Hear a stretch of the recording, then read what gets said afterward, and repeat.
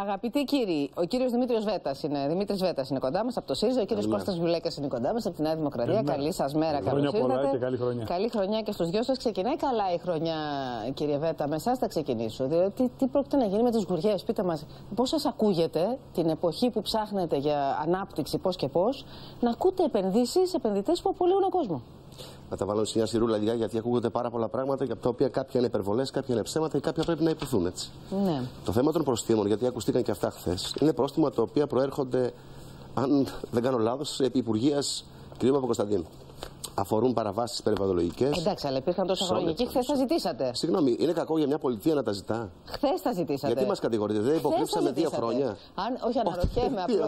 Αν δεν έκαναν χθες τη συνέντευξη που θα τα ζητούσατε. Ακούστε. Μην συνδυάζουμε τους χρόνους. Η πολιτεία οφείλει να κάνει αυτό που έκανε. Η πολιτεία οφείλει να κάνει αυτό που έκανε. Οι προηγούμενες κυβερνήσεις τα κρύψαν 3 ολόκληρα χρόνια. Τα κρύψαν. Το 12 και τώρα έχουμε 16. 3 ολόκληρα χρόνια. Τα κρύψαν. Και σήμερα κατηγορούμε έναν υπουργό ο οποίος τα ανέδειξε και τα έστειλε ραβασάκι. Δεν είναι πρόστιμα. Κάνουμε. Αυτό κάναμε. Μισό λεπτό. Αυτό αφορά τα πρόστιμα. Δεν κάνουμε αυτό. Λέμε όμως, αυτή η ταύτιση, η σύμπτωση, η χρονική. Δεν είναι κακές συμπτώσεις αυτές. Κακές συμπτώσεις είναι υποκρύπτης πραγματικά. Κακές συμπτώσεις είναι να τα βάζεις κάτω το χαλί και να κάνεις πως δεν καταλαβαίνεις. Κακές συμπτώσεις είναι να τα βεβαιώνεις και να μην τα πληρώνει ο άλλος. Αυτό είναι κακή σύμπτωση. Αυτές είναι συμπτώσεις 3 ετών των προηγούμενων κυβερνήσεων. Πολλές συμπτώσεις. Πάμε τώρα στο ουσιαστικό θέμα. Είμαστε κυρίαρχη χώρα? Θέλουμε να είμαστε κυρίαρχη χώρα? Τι σημαίνει αυτό? Θέτουμε όρους ύπαρξης εταιριών, μεγάλων επενδύσεων, σημαντικών επενδύσεων για τη χώρα μας. Να δούμε όμως και το επίπεδο των επενδύσεων και το είδος των επενδύσεων. Είμαστε κυρίαρχη χώρα? Θέλουμε να είμαστε? Αν θέλουμε να είμαστε, κυρίαρχος στο παιχνίδι δεν μπορεί να είναι καμία εταιρεία ιδιωτική. Κυρίαρχος στο παιχνίδι θα είναι το συμφέρον του ελληνικού λαού. Τι πρόβλημα υπάρχει εκεί πάνω? Υπάρχει ένα περιβαλλοντολογικό πρόβλημα, παραβιάσεις αρκετές. Θα λυθούν αυτές. Θα πάνε και στα δικαστήρια, θα το βρούμε αυτό. Ας μην βιαζόμαστε. Υπάρχουν θέματα πολεοδομικά και θέματα αδειοδότησης οικοδομικών αδειοδοτήσεων και αυτό θα το δούμε. Ναι, να σας πω κάτι. Κύριε Βέτα, προσέξτε λίγο. Καλά κάνετε και βάζετε τους όρους, δεν είναι ξέφραγο αμπέλικο. Να μπαίνει ο καθένας όπως θέλει. Απ' την άλλη όμως, είσαστε ένα χρόνο στην κυβέρνηση και το έχετε ένα χρόνο το θέμα να χρονίζει κυριολεκτικά, να κλείνει ένα χρόνο έτσι, από τη δική σας διαχείριση πια και να βρισκόμαστε στη δυσάρεστη θέση να μετράμε και άλλους απολυμμένους.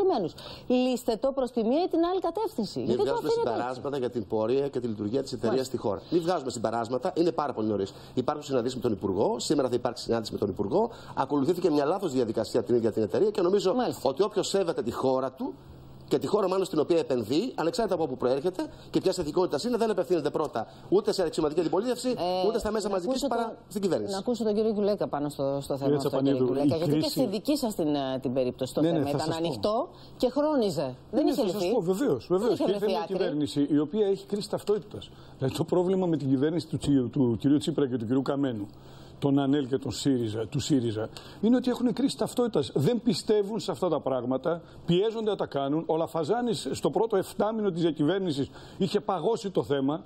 Έρχεται ο Σκουρλέτης, ο οποίος λέει η κυβέρνηση δεν εκβιάζεται, αλλά η κυβέρνηση εκδικείται. Γιατί ακριβώς όπως λέγατε, χθες που δώσαν τη συνέντευξη τύπου, θυμήθηκε να επιβεβαιώσει το πρόστιμο που υπήρχε και κρεμούσε. Αυτό μπορούσε να το έχει κάνει πριν από 6 μήνες, πριν από 8 μήνες, πριν από 2 μήνες, πριν από 15 μέρες. Έχετε απόλυτο δίκιο. Θα μπορούσατε όμως και εσείς να έχετε κλείσει την υπόθεση τα χρόνια που ήσασταν εσείς. Μα με συγχωρείτε, υπήρχε μια δικαστική διαφορά. Πήγαμε στο Συμβούλιο της Επικρατείας και εμείς και Ελληνικός Χρυσός και τα λοιπά. Υπήρχε θέμα με τους περιβαλλοντικούς όρους. Έχουν βγει 3 αποφάσεις του Συμβουλίου της Επικρατείας. Τι να κάνουμε αυτή τη στιγμή τώρα, να κάτσουμε και να κρίνουμε το Συμβούλιο Επικρατείας λέγοντας αυτό κάνει η κυβέρνηση? Ότι δεν κάνει καλά τη δουλειά το Συμβούλιο Επικρατείας. Και εν πάση περιπτώσει, θα σας πω κάτι. Εγώ αδιαφορώ το εάν τελικά η Ελληνικός Χρυσός είπε αυτό ή εκείνο. Βεβαίως θέλω τη χώρα μου κυρίαρχη. Θέλω όμως τη χώρα μου κυρίαρχη όχι à la carte. Δηλαδή στα περιφερειακά αεροδρόμια που το ακύρωσε η κυβέρνηση ΣΥΡΙΖΑ όταν ήρθε πριν από 1 χρόνο. Και τώρα τελικά προχωρεί στην αποκρατικοποίηση των αεροδρομίων. Αυτό με συγχωρείτε πάρα πολύ τι είναι. Γι' αυτό λέω για κρίση ταυτότητας. Οι άνθρωποι δεν πιστεύουν σε αυτά που κάνουν. Και το χειρότερο από όλα, κυρία Τσαπανίδου, είναι ότι διαψεύδουν το δικό τους κοινό. Μην πάμε μακριά. Έχουμε ασφαλιστικό. Φαντάζομαι θα πούμε 2 λόγια γι' αυτό, έτσι.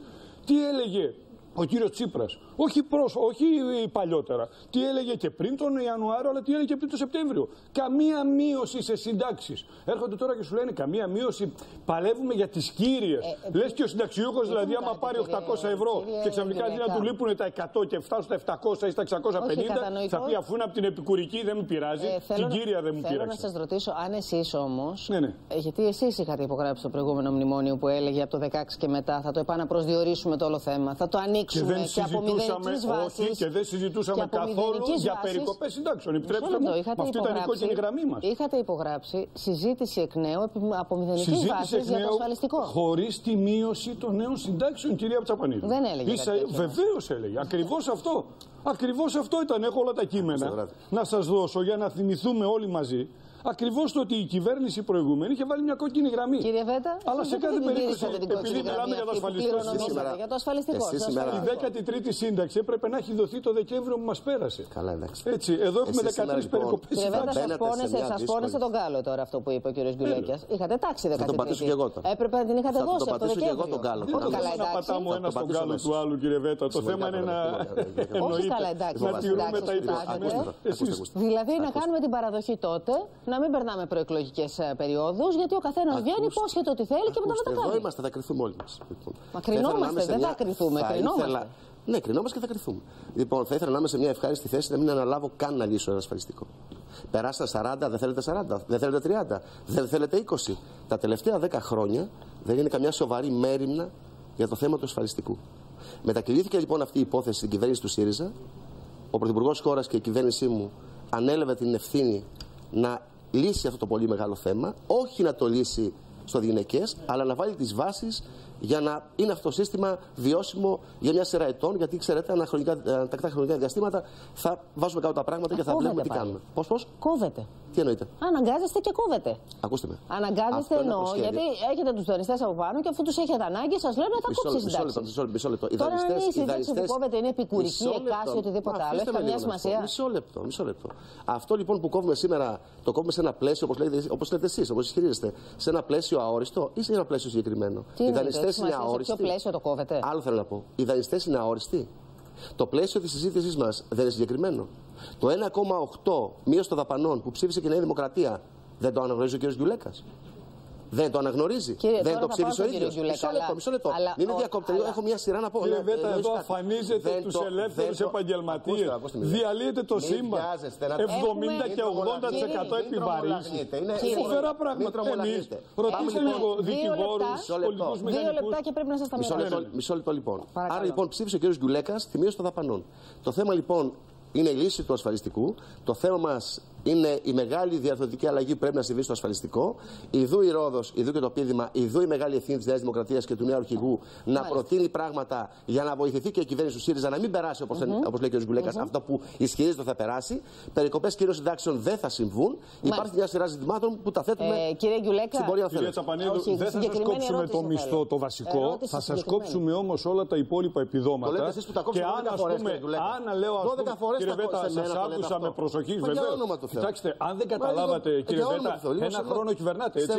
Αν δεν το καταλάβατε, πρέπει κάποια στιγμή να ξυπνήσετε και να καταλάβετε ότι είστε υπεύθυνοι. Λοιπόν, αυτό που θα σας διαβάσω τώρα, το είπε ο Υπουργός σας. Επιτρέψτε μου μόνο. Έχουμε 30 δευτερόλεπτα και θέλετε. 30 δευτερόλεπτα. Έχουμε δεσμευτεί ότι δεν θα υπάρξουν περαιτέρω μειώσεις σε μισθούς και συντάξεις. Υπουργός Εργασίας Σκουρλέτη. Θέλετε να σας πω πόσα άλλα είχαν προηγηθεί με τελευταίο. Και δεν κατάλαβα συμψηφιστικά. Θα το πούμε μεσόνια πάρα πολύ. Ξέρετε πώς ήρθε ο κύριος Τσίπρας, το ξέρετε ασφαλώς. Ρητορικά, ο κύριος Τσίπρας έχει στην εξουσία.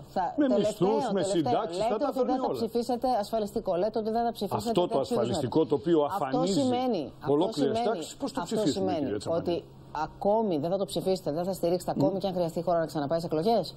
Αν χάσει, επιτρέψτε μου, με συγχωρείτε πάρα πολύ. Η χώρα έχει κυβέρνηση. Δεν κατάλαβα. Εμείς θα είμαστε το δεκανίκι. Ο κύριος Τσίπρας δεν είπε ότι εγώ θα κυβερνήσω μόνο με τον καμένο? Έχει λοιπόν πλειοψηφία, θα κυβερνήσουμε τον καμένο. Δεν κατάλαβα. Επιτρέψτε μου να πω.